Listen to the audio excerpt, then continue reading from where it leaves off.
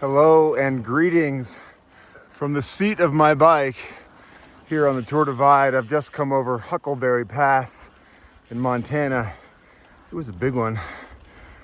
So, since the last time I talked to you, things have gotten harder.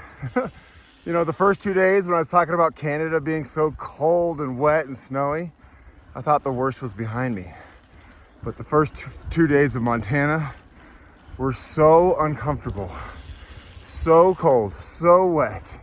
And if you know me, you know I don't like being cold and wet. And it's just been overwhelming. This whole experience has been overwhelming. That's the word. Way harder than I thought it would be. You know, when I did this in 2020, touring it with John and Mira, we would go 60, 70, 80, sometimes 90 miles a day. And we'd be having fun and jumping in rivers and goofing around. And so I thought this time I could easily do 110, just boost up the mileage a bit. But boy, there is a difference, a big difference. And I also think the Canadian section is harder than anywhere else. And the weather has just made everything more difficult. You wake up in the morning, you're freezing cold. You're packing up in the freezing cold. It's just not comfortable, to say the least. But I don't want to just complain. It has been a beautiful experience in many other ways. Once I got into Montana, people started coming out and saying hi and visiting. Hey, there's my buddy Gabriel. Say hi. Oh, he's giving me a boost. Oh, we're cheating. He's from Quebec. Say hi. And people coming out and saying hi, and this really sweet family in the Flathead Valley were all ringing bells and had signs up in their yards cheering me on, and just such sweet moments that just immediately helped me forget about all the pain and the hard times. And this guy Mark, the father of the family, pulled me aside and said, "You know what, Ryan, before my mom died 2 years ago, her favorite thing to do was to watch your videos." And it just hit me deep in the heart, kind of like it is now. And it makes it all real, what I'm doing out here and the content I'm creating. And I don't know who's gonna watch this or what kind of impact it's gonna have on them. But man, hearing something like that was just so sweet. So sweet. I am now heading toward Lincoln, Montana. You know, hopefully finish the day off at about mile 600. And that's kind of right about where I want to be. We'll see going forward if I can pick up the mileage. As you can see, there's some sunshine. Today is the first day, I should say the second half of today has been really warm and beautiful and not wet. Cross your fingers for me that it doesn't get wet. You know, I'm gonna stop because my arm is so tired right now holding this phone. Ow. But a lot of you have been reaching out and sending supportive messages, and it means the world to me. I am seeing them. I just don't have time to respond to everybody. Another reason why I just got off my bike is because I have absolutely horrible saddle sores. I usually don't get saddle sores. I'm guessing it's because I usually don't ride my bike 15 hours a day. But I've got some open wounds on my butt. Was that TMI? I'm sorry. My saddle sores. Ooh, it hurts so bad.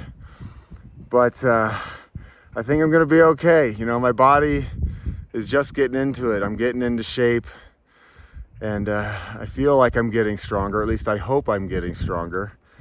And if I can continue on this pace, I'll finish hopefully when I wanted to in 25 days. But it's been so much fun to meet all the other racers from around the world. That guy Gabriel has been riding with me for the past day. We really helped each other out yesterday through probably the hardest day. Yesterday was just downpour, downpour, downpour, freezing cold. And it's good to do something like that with a buddy by your side. And I don't know what else to say about all this, but it's a beautiful experience. It's everything I wanted it to be. I wanted the challenge, and it's definitely challenging me, no doubt. And I'm sure I'm going to confront a whole lot more down the road. I have been sleeping maybe 6 hours a night. Last night was a bit of a bummer. I was blowing up my air mattress. Gabrielle and I actually decided to end a little bit early yesterday because we were so wet and cold, and we found a campground with some toilets with a little overhang. So I wasn't in the actual toilet area, but the little overhang, and I was blowing up my mattress, and I pulled off the nozzle and all the air came out, and it's broken. I had to throw that away. So last night I slept on a cold slab of cement. So today I'm a little on edge. I haven't gotten a lot of sleep. But I just went through the town of Ovando, which is a famous stop on the Great Divide mountain bike route. They really cater to cyclists, and they have all sorts of places where you can camp, and it's just a beautiful, beautiful place. So I got a good meal there earlier today, and I'm feeling pretty solid. I want to ride 40 more miles today. I've already ridden 80. It is about 4:30 p.m. So that gives you kind of an idea of the mileage and the timing, you know, and it's just go, go, go. When I hit these towns, I run to these towns as fast as I can. I grab food, I throw my trash away, and I try to get out. And that's one of the main differences I'm noticing between this ride and all my other rides where I'm just touring and I want to like chill out and hang in maybe like a field of flowers or jump in a stream. There's really no time for that, at least not right now. So there's just like a hectic nature to everything that's, like I said earlier, overwhelming and uncomfortable. It's a lot, but the humanity that I've encountered along the route with spectators and other riders and shop owners has really been heartwarming. And that's why I came back here. You know, doing this in 2020 was an incredible experience, and I wanted to have another experience. Not the same exact experience, obviously, but I wanted to have another experience, and I'm definitely having another one, a different one entirely. So if you want to track my progress, trackleaders.com. You can see exactly where I am at all times during the day. I am also raising money during this ride to get kids on bikes. I will link that down below. We are auctioning off a Priority 600 ADX. It's worth $3,500. You can donate 10 bucks, get 10 tickets to win the bike. And we're going to be doing this for the next month or so. But thank you all for your love and your support. I feel it. And also I need it. So wow, I get emotional a lot out here. I'm just cracked. I'm just at my limits. I'm just pushing everything. And so I have a lot of moments on the bike where I just break out in tears. Not because it's hard and I'm like, oh no, I can't do it. It's more like I just love the world. I love humanity. I love these trees. I love the blue sky and the sun and the clouds and the birds chirping. And don't worry, I've been filming it all, and I will create videos that I will share with you when I get home. But for now, you're just going to get these very simple little videos. So thank you all so much.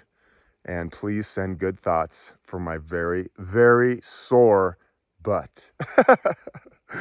Oh, and don't forget to get off your couch and get out there.